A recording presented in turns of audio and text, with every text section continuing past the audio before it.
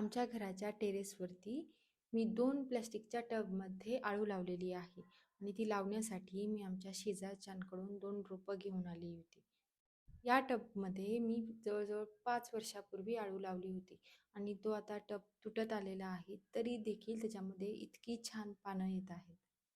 आळू असू दे किंवा बाकीचं इथं असलेली सगळी झाडं मी अशी लावलेली आहेत, की माझ्या माहेरून मी माती आणलेली आहे आणि ती झाडं लावताना मी माती आणि त्याच्यानंतर त्याच्यामध्ये माझ्या किचनमध्ये जो काही कचरा, ओला कचरा तयार होतोय, की लिंबू आणि हिरवी मिरची सोडून जेवढा आपण भाज्यांचा, लसूण सोललेला, शेंगा सोललेला काही, तो सगळा कचरा मी त्याच्यामध्ये टाकला.